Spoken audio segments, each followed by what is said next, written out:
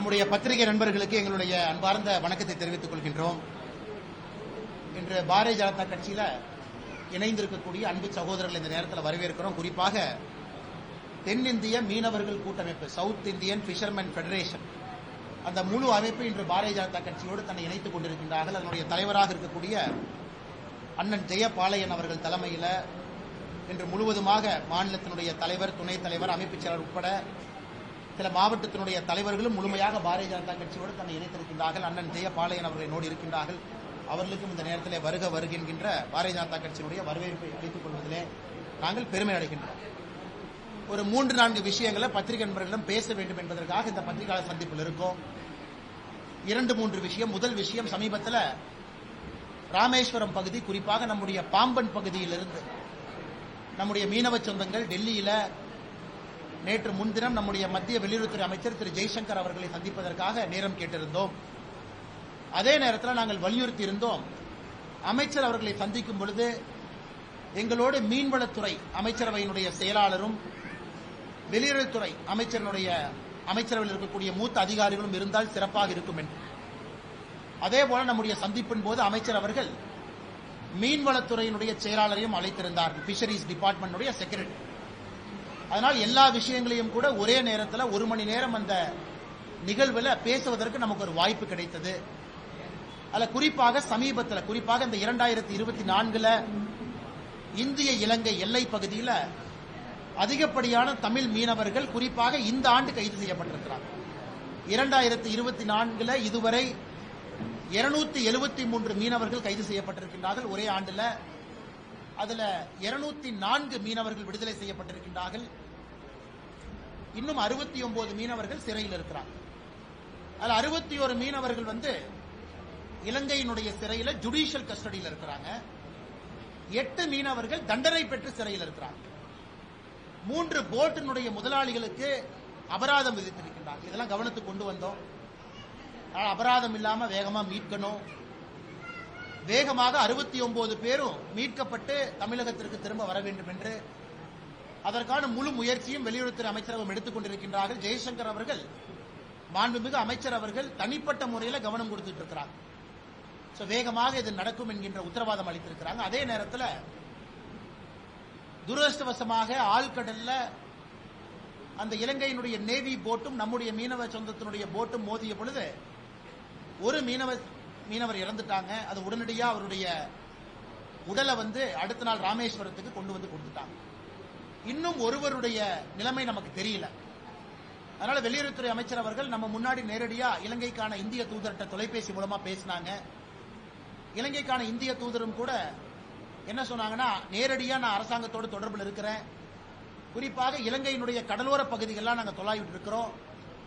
அதே நேரத்தில் கடைசியாக பார்த்த பொழுது அவர் கடலுக்குள்ள குதிச்சாங்க, அவர் நீந்திக்கிற கடைக்கு வந்துட்டாங்களான்னு எல்லா விதமான ஆங்கிள்லையும் நாங்கள் பார்த்துட்டு இருக்கோம்னு சொல்லி உத்தரவாதம் கொடுத்திருக்கிறாங்க. அதற்கான எல்லா வேலையும் கூட நம்முடைய மத்திய அரசு முழுமையா களத்தில் இறங்கி இருக்கிறாங்க. எங்களுடைய ஆண்டவன் வைக்கக்கூடிய வேண்டுதல், வேகமா அவர் திரும்பி வரணும் அப்படிங்கிறது நம்முடைய வேண்டுதல். அதே நேரத்தில் அந்த நிகழ்வில் கைது செய்யப்பட்ட 2 மீனவர்களும் திரும்ப தமிழகத்திற்கு வந்திருக்கிறாங்க. அதுவும் இந்த நேரத்தில் நாம் பாராட்ட வேண்டிய விஷயம். அவர் மீது எந்த நடவடிக்கை எடுக்காம, குறிப்பாக அமைச்சர் அவர்கள் நம்ம கொடுத்திருக்கக்கூடிய உத்தரவாதம் என்னன்னா, 2 நாட்டினுடைய 2+2, இந்தியாவுடைய வெளியுறவுத்துறை அமைச்சரகம், மீன்வளத்துறை அமைச்சரகம் 2+2, இலங்கையினுடைய 2+2, 2016 5 முறை சந்தித்திருக்கின்றோம். மிக மிக விரைவில் மறுபடியும் அந்த சந்திப்பு நடைபெறும் என்கின்ற உறுதிமொழி கொடுத்திருக்கிறார். அப்படின்னா இலங்கையினுடைய அமைச்சரும் அரசு அதிகாரிகளும், இந்தியாவினுடைய அமைச்சர்களும் அரசு அதிகாரிகளும் ஒன்றாக அமர்ந்து சில பிரச்சனைகளுக்கு உடனடி தீர்வை ஏற்படுத்துவதற்கான அந்த 2+2 ஜாயிண்ட் ஒர்க்கிங் குரூப் மீட்டிங் மிக முக்கியமான ஒரு மீட்டிங்கா இருக்கும் என்பதையும் அமைச்சர் சொல்லியிருக்கிறார். அந்த மீட்டிங் போது பல விஷயங்களை பேசுவாங்க. குறிப்பாக தமிழக மீனவர்களுடைய 170 போட் இன்னைக்கு இலங்கையில் இருக்கு. அந்த 170 போட்டு 2018 சட்டத்தின்படி அரசுடைமையா இருக்கு, இலங்கையினுடைய அரசு உடைமையா. ஆனா இந்திய அரசு அதை ஏலத்துக்கு விடாம தடுத்து நிறுத்தி இருக்கிறாங்க. அதுல 16 போட்டை நம்ம ரிலீஸ் ஆர்டர் வாங்கிட்டோம். 170ல் 16 போட். இன்னைக்கு இந்திய அரசு அதிகாரப்பூர்வமாக இலங்கைக்கு நம்ம கடிதம் எழுதியிருக்கோம். தமிழகத்தை சார்ந்த மீன்வளத்துறை அதிகாரிகள் இலங்கைக்கு அந்த 16 போட்டையும் இன்ஸ்பெக்ட் பண்ணி மிச்சம் இருக்கக்கூடிய 154 போட்டை இன்ஸ்பெக்ட் பண்ணி நல்ல கண்டிஷன்ல எவ்வளவு போட் இருக்கு, ரிப்பேர் தேவையா, இன்ஸ்பெக்ஷனுக்கு அனுமதி கொடுக்க வேண்டும் என்று மத்திய அரசு இலங்கை அரசுக்கு கடிதம் எழுதியிருக்கிறார். 16 போட்டை திரும்ப கொண்டு வரணும். 154 படகுகளை நாம ஆராய்ச்சி செஞ்சு பார்க்கணும், அது எந்த அளவுக்கு நிலைமையில இருக்கு அப்படின்னு ஆராயணும். அதற்கும் அமைச்சர் அவர்கள் முழு முயற்சி எடுப்பதாக உறுதி அளிச்சிருக்கிறாங்க. அதனால் எங்களுக்கு நம்பிக்கை இருக்கு. இலங்கையில் இப்ப எலெக்ஷன் டைம், செப்டம்பர் கடைசியில இலங்கையில எலெக்ஷன் நடக்க போகுது. அங்கேயும் பாத்தீங்கன்னா ஒரு உக்கிரமான சூழ்நிலை, குறிப்பாக வடகிழக்கு பகுதியில் தமிழக மீனவர்களுக்கான எதிர்ப்பு அதிகமா இருக்கு. அங்க இருக்கக்கூடிய அரசியல் தலைவர்கள் எல்லோருமே ஒருமித்த கருத்துல தமிழக மீனவர்கள் வரும் பொழுது அதிகமான நாட்கள் சிறையில் வைக்கணும் அப்படின்னு அங்க இருக்கக்கூடிய தலைவர்களும் பேச ஆரம்பிச்சிருக்கிறாங்க. அதனால் பாரதிய ஜனதா கட்சியை பொறுத்தவரை அரசியல்வாதிகள் 1008 பேசிட்டு போட்டோம். இலங்கையும் இப்ப அரசியல் சூடு பிடித்திருக்கு தேர்தல் காரணமாக. அதனால் மீனவர்களுக்கும் இடையில் இருக்கமான பந்தத்தை ஏற்படுத்துவதற்கு 2 மீனவ சங்கங்களுடைய மீட்டிங், அது மத்திய அரசு இலங்கை அரசோடு பேசி தமிழக மீனவருடைய சங்கமும் இலங்கை மீனவருடைய சங்கமும் ஒன்றாக ராமேஸ்வரம் ராமநாதபுரத்தில் ஒரு கூட்டம் நடத்தணும். அதற்கு இந்திய அரசு வழிவகை செய்ய வேண்டும் என்கின்ற கோரிக்கையை வச்சோம். அதையும் நம்முடைய வெளியுறவுத்துறை அமைச்சர் திரு ஜெய்சங்கர் அவர்கள் ஏற்றுக்கொண்டிருக்கின்றார்கள். இலங்கை அரசோடு பேசி மீனவ சங்கம் ஒன்றாக அமைந்து பேசுவதற்கான முயற்சி எடுப்பதாக நமக்கு உறுதிமொழி கொடுத்திருக்கிறார். இதே பத்திரிகை நண்பர்களுக்கு இந்த நேரத்தில் இதை நாங்கள் பிரீஃப் பண்றோம். நடந்திருக்கக்கூடிய விஷயம் என்ன நடந்து கொண்டிருக்கிறது. அடுத்து வக்ஃப் போர்டு, இன்னைக்கு பாராளுமன்றத்தில் நிறைய விஷயங்கள் பேசிக் கொண்டிருக்கிறாங்க. தமிழகத்தில் சில அரசியல்வாதிகள் மக்களை குழப்பிக் கொண்டிருக்கின்றார். இந்த வக்ஃப் போர்டு ஆக்ட் 1995 அதுல வரப்போற அமெண்ட்மெண்ட் பத்தி நம்முடைய பாராளுமன்றத்தினுடைய அமைச்சர் கிரண் ரிஜிஜு அவர்கள் நேற்று ரொம்ப டீட்டெயிலா பத்திரிகை நண்பர்கள்ட்ட பேசியிருக்காங்க. நிறைய இஸ்லாமிய சொந்தங்கள் இந்த வக்ஃப் போர்டு சட்டம் 1995 வரக்கூடிய அமெண்ட்மெண்ட்டுக்கு தங்களுடைய முழு ஆதரவு கொடுத்திருக்கிறாங்க. நேற்று நிறைய இஸ்லாமிய சங்கங்கள் கிரண் ரிஜிஜு அவர்களை சந்தித்து ஆதரவு கொடுத்திருக்கிறாங்க. இந்த சட்டம் என்னன்னு முதல்ல தெரிஞ்சுக்கணும். இன்னைக்கு இந்தியால எந்த அமைப்பினுடைய கையில அதிகப்படியான லேண்ட் இருக்கு, நிலம் யாரு கையில இருக்கு? அதிகப்படியான நிலம் இந்தியால முதல்ல ஆர்மி கையில இருக்கு, ஆர்ம்டு போர்சஸ். இரண்டாவது ரயில்வே கையில இருக்கு, தனி மனிதன் கையில இல்லைங்க, ஒரு அரசு கையில இல்ல. இந்தியால அதிகப்படியான நிலம் முதல்ல ஆர்ம்டு போர்சஸ் இருக்கு, இரண்டாவது ரயில்வேஸ் இருக்கு, மூணாவது வக்ஃப் போர்டு கிட்ட இருக்கு. வக்ஃப் போர்டு கிட்ட எவ்வளவு நிலம் இருக்குன்னா 9.4 லட்சம் ஏக்கர் இருக்கு. 9,40,000 ஏக்கர் வக்ஃப் போர்டு கையில் இருக்கு. அதனுடைய சொத்து மதிப்பு கிட்டத்தட்ட 1,25,000 கோடி ரூபாய்க்கு மேல தற்போதைய சொத்து மதிப்பு. 8,70,000 ப்ராப்பர்ட்டியா ரெஜிஸ்டர் ஆயிருக்கு. 8,70,000 8.7 லேக் ப்ராப்பர்ட்டி ரெஜிஸ்டர் இருக்கு. 9,40,000 ஏக்கர், 1,25,000 கோடி ரூபாய் பொறுமானம் இருக்கக்கூடிய சொத்துக்கள். இந்தியாவில் சொத்துக்கள் அதிகப்படியாக 3வது இடத்துல வக்ஃப் போர்டு வச்சிருக்காங்க. இன்னைக்கு பிரச்சனை என்னன்னா, சமீபத்தில் திருச்சியில நம்ம பார்த்தோம். திருச்சியில திருச்செந்துறை அப்படிங்கிற ஒரு கிராமம் முழுவதுமே வக்ஃப் போர்டுனுடைய சொத்துன்னு சொல்லிட்டாங்க. ஒரு விவசாயி சொத்தை விற்க போகும்போது என்ன சொன்னாங்கன்னா, ரெஜிஸ்டர் ஆபீஸ்ல வக்ஃப் போர்டு என்ஓசி வாங்கிட்டு வாங்க. அப்பதான் தெரிஞ்சு பெரிய போராட்டம் வெடிச்சது. வெள்ளூர்ல இந்த மாதிரி பிரச்சனை, தமிழகத்தில் இந்த பிரச்சனை பார்க்கிறோம். இன்னைக்கு வக்ஃப் போர்டு சட்டம் என்ன சொல்லுதுன்னா, வக்ஃப் போர்டு ஒரு சொத்தை தன்னுடைய சொத்தாக சொல்வதற்கு வக்ஃப் போர்டுக்கு முழு அதிகாரம் இருக்கு அப்படிங்கிறது இன்னைக்கு இருக்கக்கூடிய சட்டம்.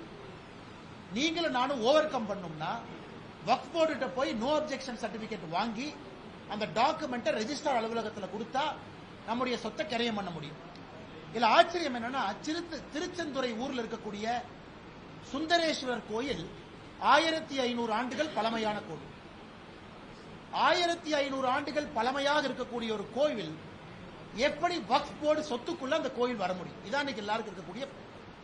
அதனாலதான் இன்னைக்கு நம்முடைய மத்திய அரசு எடுத்திருக்கக்கூடிய அந்த முக்கியமான விஷயம் என்னன்னா, வக்ஃப் போர்டுனுடைய 100 ஆண்டுகள் பழமையான கோவில், 1500 ஆண்டுகள் பழமையாக இருக்கக்கூடிய ஒரு கோவில் எப்படி வக்ஃப் போர்டு சொத்துக்குள்ள அந்த கோயில் வர முடியும்? இதான் இன்னைக்கு எல்லாருக்கும் இருக்கக்கூடிய. அதனாலதான் இன்னைக்கு நம்முடைய மத்திய அரசு எடுத்திருக்கக்கூடிய அந்த முக்கியமான விஷயம் என்னன்னா, வக்ஃப் போர்டுனுடைய சொத்து நம்ம சொல்லும் பொழுது மாவட்ட ஆட்சியர் தான் அதற்கு அதிகாரம். மாவட்ட ஆட்சியர் அந்த சொத்தை வக்ஃப் போர்டுனுடைய சொத்தா சொல்வதற்கு மாவட்ட ஆட்சியர்கிட்ட பதிவு செய்ய வேண்டும் என்பது இன்னைக்கு வரக்கூடிய மிக முக்கியமான சட்ட திருத்தம். வக்ஃப் போர்டு ஆக்ட் 1995 வரக்கூடிய முக்கியமான சட்ட திருத்தம் மாவட்டத்தினுடைய ஆட்சியர்கிட்ட அந்த சொத்து வக்ஃப் போர்டுக்கு சொந்தமான சொத்தா அப்படிங்கிற பதிவை மாவட்ட ஆட்சியர்கிட்ட பண்ணணும். வக்ஃப் போர்டு அந்த முடிவு எடுக்கக்கூடாது, மாவட்ட ஆட்சியர் எடுக்கணும் அப்படிங்கிறது தான் முக்கியமான அமெண்ட்மெண்ட். மத்திய அரசு அதை தாக்கல் செய்யும் பொழுது நமக்கு தெரியும். அன்னைக்கு நம்முடைய பத்திரிகை நண்பர்கள் டீட்டெயிலா பேசுறோம். பட் இன்னைக்கு நாம சொல்வதற்கான காரணம் என்னன்னா, நண்பர்கள் புரிந்து கொள்ள வேண்டும். குறிப்பாக சுன்னி முஸ்லீம் இருக்கிறாங்க, ஷியா முஸ்லீம் இருக்கிறாங்க. இந்தியாவை பொறுத்தவரை 2 முக்கியமான இஸ்லாமிய சொந்தங்கள் 2 பிரிவுல இருக்கிறாங்க. அதே நேரத்தில் சூஃபி முஸ்லீம் இருக்கிறாங்க. இன்னைக்கு சூஃபி முஸ்லீமை பொறுத்தவரை குற்றச்சாட்டு என்னன்னா, வக்ஃப் போர்டு சட்டத்தில் அவர்களுக்கு மதிப்பு இல்லை என்கின்ற குற்றச்சாட்டு இருக்கு. குறிப்பாக அவர்கள் நடத்தக்கூடிய சொத்துக்கள்லையும் வக்ஃப் போர்டு தலையிடுறாங்க. அதற்கும் வக்ஃப் போர்டுக்கும் சந்தம் இல்லை என்பது இன்னைக்கு சூஃபி முஸ்லீம் வைக்கக்கூடிய முக்கியமான குற்றச்சாட்டா இருக்கு. குறிப்பாக இஸ்லாமிய பெண்கள், இஸ்லாம் சமுதாயத்தில் இருக்கக்கூடிய அடிமட்ட சொந்தங்களுக்கு இந்த சட்ட திருத்தம் மூலமாக நல்ல ஒரு விஷயம் நடக்கும் என்பது நம்முடைய நம்பிக்கை. அதனால் இது தமிழகத்தில் சில அரசியல் கட்சிகள் சொல்வது போல குழப்பத்தை ஏற்படுத்துவது போல ஒன்றும் இல்லை. கிட்டத்தட்ட 9,40,000 ஏக்கர். இதை முறைப்படி யாரு வக்ஃப் போர்டு சொத்துன்னு சொல்றாங்க. வக்ஃப் போர்டு இது வக்ஃப் போர்டு சொத்துன்னு சொல்லிட்டா நீங்கள் நான் அதை கிரைம் பண்ண முடியாது. இன்னைக்கு மாவட்ட ஆட்சியர்கிட்ட ரெஜிஸ்டர் பண்ணுங்கன்னு நாம சொல்றோம். அதனால் இது யாருக்கும் எதிரானது கிடையாது. எல்லா சமுதாயத்தையும் உள்ளடக்கி இருக்கக்கூடிய ஒரு விஷயமா தான் நாம் இதை பார்க்கணும். அதனால் பாராளுமன்றத்தில் வக்ஃப் போர்டு ஆக்ட் அமெண்ட்மெண்ட் அதை அவங்க வைக்கும் பொழுது அதை பத்தி டீட்டெயிலா நமக்கும் அப்பதான் தெரியும் என்ன அப்படிங்கறத. அன்னைக்கு பத்திரிகை நண்பர்கள்ட்ட ரொம்ப டீட்டெயிலா பேசணும். 3வது ஒலிம்பிக்ஸ். இன்னைக்கு ரொம்ப ஒரு அதிர்ச்சிகரமான ஒரு செய்தியை நம்ம பார்த்தோம். குறிப்பாக நம்முடைய வினேஷ் போகட் அவர்களுடைய ரெஸ்லிங் நேற்று பாத்தீங்கன்னா ஜப்பான் ரெஸ்லர் தோக்கடிச்சு ஃபைனலுக்கு போயிருக்கிறாங்க. அது ஜப்பான் ரெஸ்லர் உலகத்தில் நம்பர் 1, 52 மேட்ச் தோல்வியே அடையாத ஒரு ரெஸ்லரை 50-0 அந்த ரெஸ்லரை தோக்கடிச்சு நேற்று இன்னொரு ரெஸ்லரை தோக்கடிச்சு இன்னைக்கு ஃபைனல்ஸ். இன்னைக்கு கோல்டு வாங்கியிருக்கக்கூடிய வினேஷ் போகட் அவர்களை காலையில வேயிங் பண்ணும் பொழுது டிஸ்குவாலிஃபை பண்ணியிருக்காங்க இன்டர்நேஷனல் ஒலிம்பிக் கமிட்டி. இதன் மூலமாக வினேஷ் போகட் அவர்கள் இந்த ரெஸ்லிங்ல எந்த மெடலும் கிடைக்காத ஒரு நிலைமை நமக்கு ஏற்பட்டு, ஃபைனல் போனாவே மினிமம் சில்வர் கிடைக்கும், ஜெயிச்சா கோல்டு கிடைக்கும். இது ரொம்ப ரொம்ப துரதிருஷ்டவசமானது. குறிப்பாக நம்முடைய இதயத்தை எல்லாம் இது கணக்க செய்திருக்கிறது. ஒலிம்பிக் போட்டியில எப்பவுமே டே ஆஃப், குறிப்பா செமி ஃபைனல், ஃபைனல் 2க்கும் வேயிங் பண்ணுவாங்க, வெயிட்ட பார்க்கணும். விக்னேஷ் போகட் அவர்கள் இத்தனை காலமாக 53 கேஜி அதுல போட்டியிட்டவங்க. இன்னைக்கு 53 கேஜி ஒலிம்பிக்ஸ் இல்லாதனால 50 கேஜில போட்டிடுறாங்க. கடந்த 2 நாட்களாக அவங்க வெயிட் 52 கேஜிக்கு போயிருச்சு. கடினமாக பயிற்சி எடுத்து இரவு முழுவதும் தூங்காம 1 கிலோ 900 கிராம் குறைச்சிட்டாங்க. இன்னைக்கு காலைல வேயிங் பண்ணும் பொழுது 50 கிலோ 100 கிராம் பாருங்க, 50.1 கேஜி. வேயிங்கை விட 100 கிராம் அதிகமா இருந்திருக்கிறாங்க. ஆனால் இன்டர்நேஷனல் ஒலிம்பிக் கமிட்டி டிஸ்குவாலிஃபை பண்ணி இப்ப அவங்க சமீபத்தில் மருத்துவமனையில் அட்மிட் ஆயிருக்கிறாங்க டீஹைட்ரேஷன்ல. நம்முடைய பாரத பிரதமர் அவர்கள் இப்ப சமீபத்தில் ஒரு செய்தி வெளியிட்டு இருக்கிறாங்க. விக்னேஷ் போகத் அவர்கள் ஜெயிச்சாலும் தோத்தாலும் சாம்பியன் சொல்லியிருக்கிறாங்க. அதனால் மெடலை பொறுத்து இல்ல, முழு இந்தியாவும் கூட இன்னைக்கு விக்னேஷ் போகட் அவர்களோடு நாம் இருக்கின்றோம் என்கின்ற ஒரு முக்கியமான செய்தியை பிரதமர் சொல்லியிருக்கிறாங்க. இன்னைக்கு நாம தமிழராக இருக்கக்கூடிய நாம் எல்லோரும் கூட விக்னேஷ் போகத் அவர்களோடு உணர்வோடு இருக்க வேண்டும் என்கின்ற ஒரு வேண்டுகோளையும் பத்திரிகை நண்பர்கள் மூலமாக இந்த நேரத்தில் சொல்லிக்கிறோம். அதே நேரத்தில் தமிழ்நாட்டிலிருந்து 13 வீரர்கள் ஒலிம்பிக்ஸ் போயிருக்காங்க. கிட்டத்தட்ட ஒலிம்பிக்ஸ் முடிகிற நிலைமைக்கு வந்திருக்கு. 13ஆம் தேதி கடைசி 5 நாள் இருக்கு. தமிழ்நாட்டிலிருந்து சென்றிருக்கக்கூடிய நம்முடைய வீரர்கள் எல்லோரும் மிகச்சிறப்பாக விளையாண்டிருக்கிறாங்க. ஜெஸ்வின் ஆல்ட்ரின் தமிழ்நாட்டை சார்ந்த நம்முடைய வீரர் லாங் ஜம்ப்ல அவங்க 16 அத்லீட் இருந்த அவங்க குரூப்ல 13ஆவதா பினிஷ் பண்ணிருக்கிறாங்க. ஓவராலா லாங் ஜம்ப்ல நம்முடைய ஜெஸ்வின் ஆல்ட்ரின் அவங்க 26வது இடத்துல வந்திருக்கிறார். இது மிகப்பெரிய ஒரு சாதனை. ஒரு தமிழன் அடுத்த முறை ஒரு தங்கப்பதக்கம் வெல்லுவார் என்கின்ற நம்பிக்கை இருக்கு. பிரவீன் சித்திரவேல் அவங்க ட்ரிபிள் ஜம்ப் அவங்க குவாலிபிகேஷன் இன்னைக்கு இரவு நடக்குது இந்திய நேரத்திற்கு. அவருக்கும் எங்களுடைய வாழ்த்துக்கள். சந்தோஷ் தமிழரசன் அவர்கள் பெரிய ஒரு சாதனை செய்து கொண்டிருக்கிறாங்க. 4x400 ரிலேல பெரிய ஒரு சாதனை செய்வதற்கான வாய்ப்பு. நாளை அவருடைய குவாலிபிகேஷன் இருக்கு. ஏதை நம்ம சொல்றோம் அப்படின்னாங்க, இவர்களை பற்றி பேசணுங்கிற ஒரு ஆசை தான். ஏன்னா நம்ம எல்லாம் மக்கள் டிவியில பார்க்கணும். நிறைய பேருக்கு தெரியறது இல்லை யாரு போய் தமிழ்நாடு சார்பா இருக்கிறாங்க. இந்தியாவில் இருக்கக்கூடிய 117 வீரர்ல நம்ம மாநிலத்தில் யாருன்னு. ராஜேஷ் ரமேஷ் அவங்க 4x400 மீட்டர் ரிலே, அவங்களுக்கும் நாளைக்கு குவாலிபிகேஷன் நடக்குது.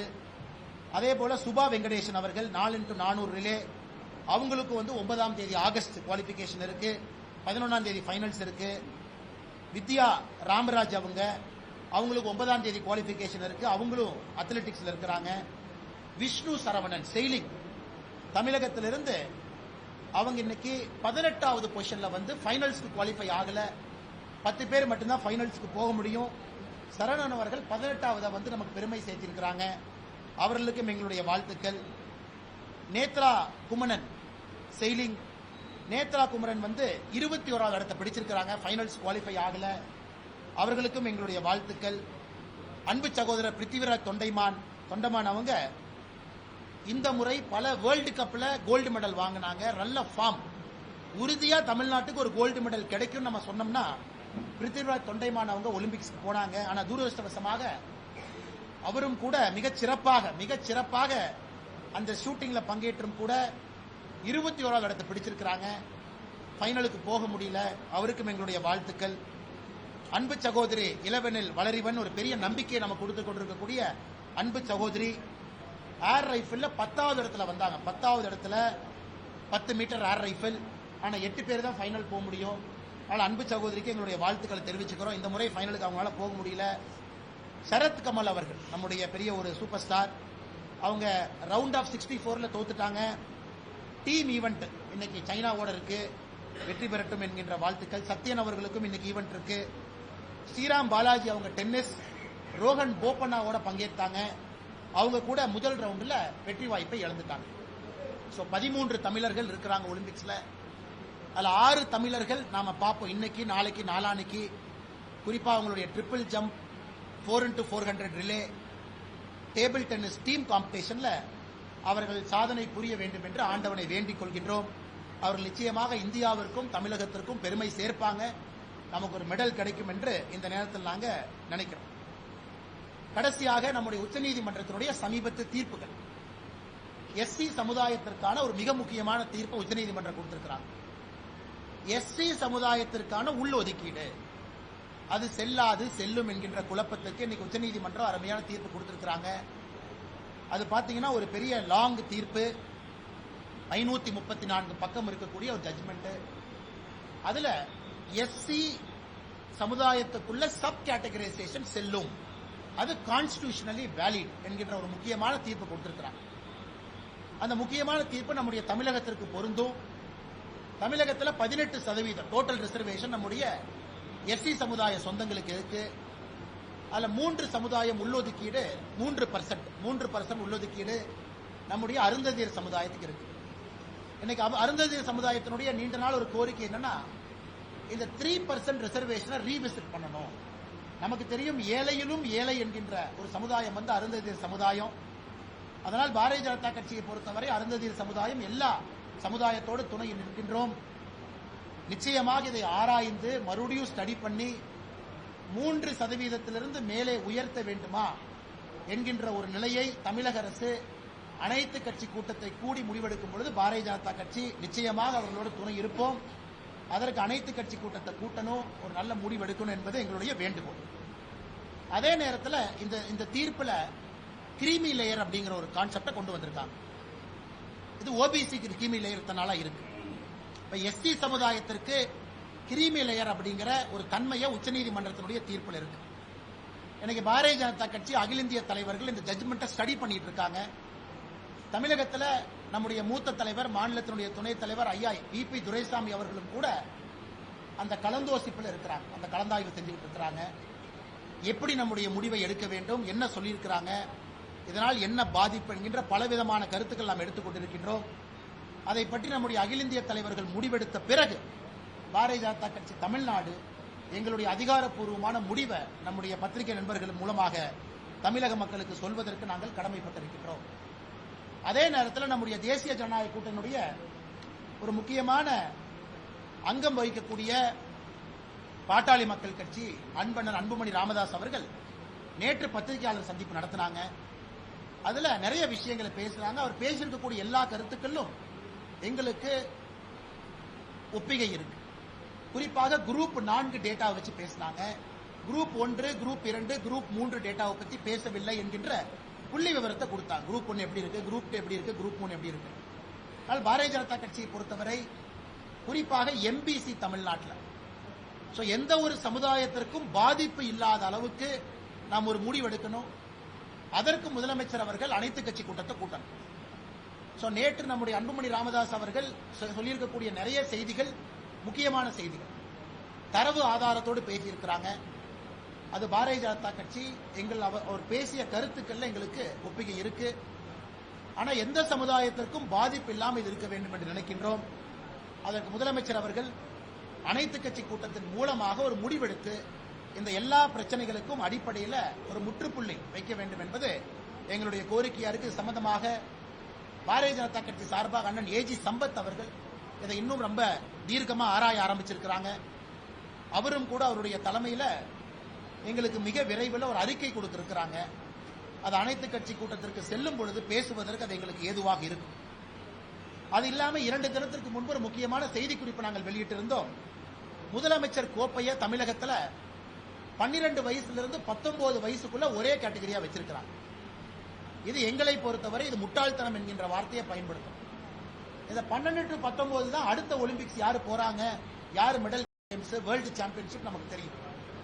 இந்தியால தேசிய விளையாட்டு கூட்டமைப்பு என்ன சொல்றாங்கன்னா 11 to 14 ஒரு கேட்டகரி, 14 to 17 ஒரு கேட்டகரி, 17 to 19 ஒரு கேட்டகரி, 3 கேட்டகரியா பிரிச்சிருக்கிறாங்க. அது இந்தியன் ஸ்விம்மிங்கா இருக்கட்டும், எதாக இருந்தாலும் கூட 3 கேட்டகரியில தான் மெடல் கிடைக்கும். ஆனா தமிழ்நாட்டில் 12 to 19னா 12 வயசு பையன் பொண்ணு 19 வயசு பையன் பொண்ணு எப்படி ஒன்னா இருக்க முடியும்? அதனால் உடனடியாக விளையாட்டுத்துறை அமைச்சர் முதலமைச்சர் அவர்கள் தலையிட்டு இதை 3 கேட்டகரியா பிரிக்கணும். இந்திய தேசிய விளையாட்டு கூட்டமைப்பினுடைய அடிப்படை எப்படி வச்சிருக்கிறாங்களோ இங்கேயும் அப்படி இருக்க வேண்டும் என்பது எங்களுடைய வேண்டுகோள். இதை மாநில அரசு செய்வார்கள் என்கின்ற நம்பிக்கை எங்களுக்கு இருக்கு. இதை தாண்டி பத்திரிகை நண்பர்களுக்கு கேள்வி இருந்தா கேளுங்கன்னா பதில் சொல்லுங்க. அமைச்சர்கள் மீதான சொத்துக்கு ஐயா இப்படி வரும், ஐயா இப்படி வரும். அமைச்சர்கள் மீதான சொத்துக்கு வழக்க மீண்டும் எடுக்கிற சென்னை உயர்நீதிமன்றம் பாக்குறீங்க. ஆனா நாங்க இதை வரவேற்கிறோம். காரணம் பாரதிய ஜனதா கட்சி தொடர்ச்சியாக நாம் வைக்கக்கூடிய குற்றச்சாட்டு. இன்னைக்கு நம்முடைய முதலமைச்சர் மு.க. ஸ்டாலின் ஐயா கேபினெட்ல இருக்கக்கூடிய அமைச்சர் 3ல் 1 பேர் மேல சொத்து குவிப்பு வழக்கு நீதிமன்றத்தில் இருக்கு. 35 பேர் இருக்காங்கன்னா 1/3, 3ல் 1 நீதிமன்றத்தில் சொத்து குவிப்பு வழக்கு இருக்கு. எப்படி இவர்களால் நேர்மையான ஒரு ஆட்சி கொடுக்க முடியும்? எம்பி எம்எல்ஏவா இருந்தா ஸ்பெஷல் கோர்ட் நம்ம சொல்றோம். அதனால் இது தாமதமாக இந்த நீதிமன்றத்தினுடைய தீர்ப்பு வந்திருந்தாலும் வேகமாக தீர்ப்பு வர வேண்டும். குறிப்பாக இந்த ஜட்ஜ்மெண்ட்ல அமைச்சர்கள் KKSSR அவர்களும் தங்கம் தென்னரசு அவர்களும் இருக்கிறாங்க. அதனால் விரைந்து நடவடிக்கை எடுக்கணும். ஏன்னா எப்படி மேனிபுலேட் பண்ணிருக்காங்க அப்படின்னு இதுக்கு முன்னாடி ஜட்ஜ்மெண்ட்ல நமக்கு தெரிஞ்சிருச்சு. லோவர் கோர்ட்ல எப்படி மேனிபுலேட் பண்ணிருக்காங்கன்னு. அதனால் பாரதிய ஜனதா கட்சி உயர்நீதிமன்றத்தினுடைய தீர்ப்பை வரவேற்கிறோம்.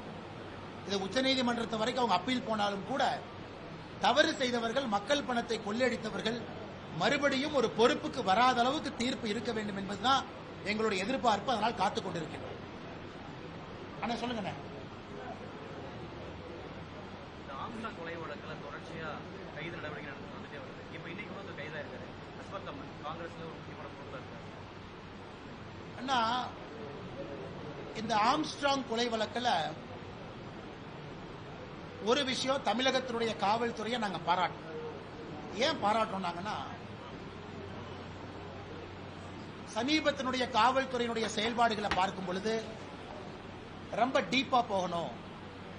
ரொம்ப டீப்பா போய் யார் சம்பந்தப்பட்டிருந்தாலும் கூட நடவடிக்கை எடுக்க வேண்டும் என்று காவல்துறை கொஞ்சம் முனைப்பு காட்டுறாங்க. அது தெரியுது. ஆளுங்கட்சி எதிர்கட்சி யாராக இருந்தாலும் கூட ஒரு தேசிய கட்சியினுடைய மாநில தலைவர் கொல்லப்பட்டிருக்கக்கூடிய சம்பவம். இன்னைக்கு காங்கிரஸ் கட்சியினுடைய ஒரு மூத்த தலைவரை இன்னைக்கு கைது பண்ணியிருக்காங்க தமிழகத்தினுடைய காவல்துறை. நான் ஏற்கனவே தொடர்ந்து சொல்றேன், தமிழகத்தினுடைய காங்கிரஸ் கட்சியினுடைய தலைவர் அவர் எடுத்திருக்கக்கூடிய புகைப்படத்தை பாருங்க, அவருடைய பழைய காலத்து சரித்திரத்தை பாருங்க. தொடர்ந்து நான் பேசிட்டு இருக்கேன். அதனை கொஞ்சம் கொஞ்சமா அப்படியே வெளிப்படையா தெரிய ஆரம்பித்திருக்கிறது. அதனால யாராக இருந்தாலும் நடவடிக்கை எடுக்கட்டும். நாங்கள் பார்த்து கொண்டிருக்கின்றோம். ஆனா சமீபத்தில் அவர்கள் எடுத்திருக்கக்கூடிய நடவடிக்கை ஒரு நம்பிக்கையை நமக்கு கொடுக்குது. நீட்டா ஹானஸ்டா கிரவுண்டுக்கு போகணும்னு நினைக்கிறாங்க அப்படின்னு. அதனால் இன்னும் பொறுத்திருந்து பார்ப்போம். இன்னும் ஆழமாக நம்முடைய தமிழக காவல்துறை குறிப்பாக இந்த வழக்கை விசாரிக்கிறவங்க இன்னும் ஆழமா போட்டு, அதான் எங்களுடைய எதிர்பார்ப்பு. வேற ஏதாச்சும் கேட்குறீங்க?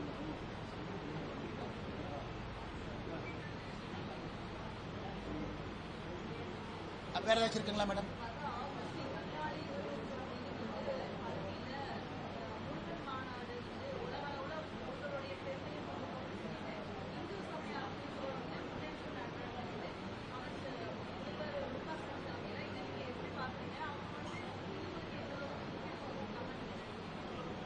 மேடம், என்னை பொறுத்த வரைக்கும் திமுக ஒரு அமைச்சர் சொல்றாரு, எங்களுடைய சமூக நீதி ஆட்சி ராமர் அவர் காலத்தில் எப்படி ஆட்சி நடந்ததோ அதே போல இருக்குன்னு. அதனால எனக்கு தெரிஞ்சு இன்னைக்கு திமுக போறதை பார்த்தா தமிழ்நாட்டில் அவர்களுக்கு தெரிஞ்சிருச்சு, இந்த கடவுள் மறுப்பு கொள்கை என்பது வேலைக்கு ஆகாது.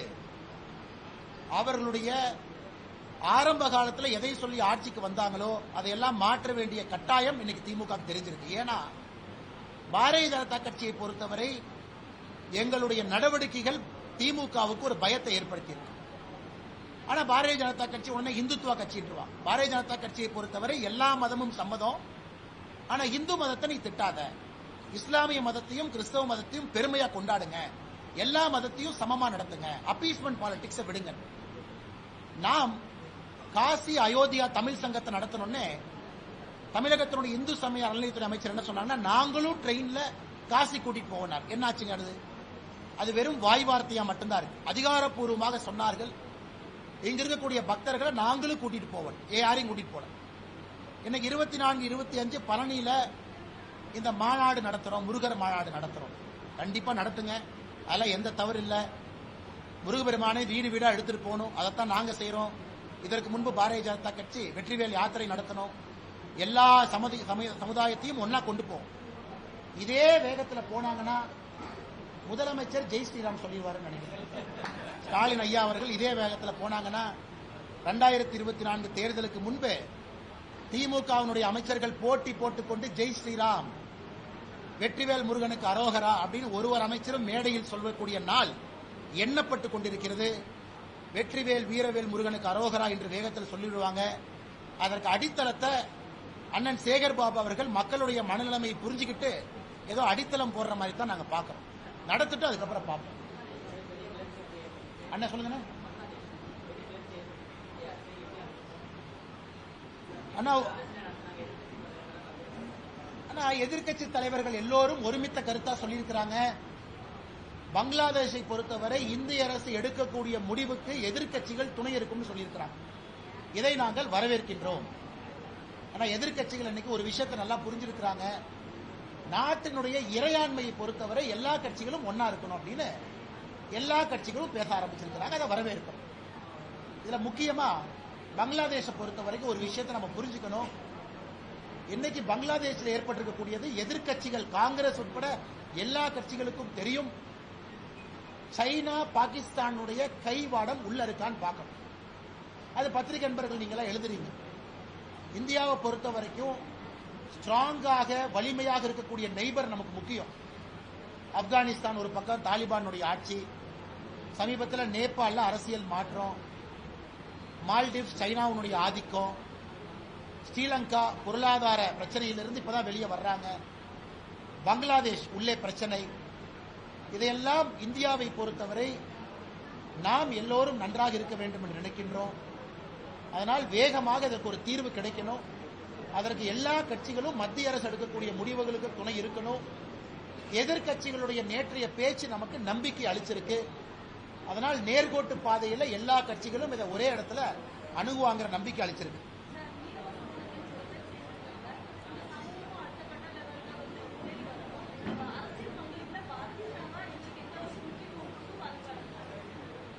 மேடம், 2019 தான் முதலா இந்திய சரித்திரத்தில் மீன்வளத்துறை அமைச்சரகம் அப்படின்னு ஒரு அமைச்சரை உருவாக்குனதே நாம தான். அதுல முதல் இணை அமைச்சரா நம்முடைய அண்ணன் முருகன் அவர்கள் இருந்தார். ஆனால் நாங்கள் நிறைய மீனவ சொந்தங்கள் கட்சியில் இணையணும், அவர்களுக்கான அரசியல் அங்கீகாரம் கிடைக்கணும்னு நினைக்கிறோம். அதனுடைய வெளிப்பாடு தான் இது. ஐயா எல்லாம் வந்திருக்கிறாங்க, தலைவர்கள் இணைந்திருக்கிறாங்க. இன்னொரு வெளிப்பாடு, ஒரு சாதாரண மனிதனை விட ஒரு மீனவன் அதிகமா கஷ்டப்படுறான் பார்டர்ல. இலங்கைக்கு நான் அடிக்கடி போகக்கூடிய காரணமும் கூட நம்முடைய காலத்தில் இந்த பிரச்சனைக்கு ஒரு தீர்வு வர வேண்டும் என்கின்ற ஒரு முனைப்புல. அதை மோடி ஐயாவும் நினைக்கிறாங்க, ஜெய்சங்கர் ஐயாவும் நினைக்கிறாங்க.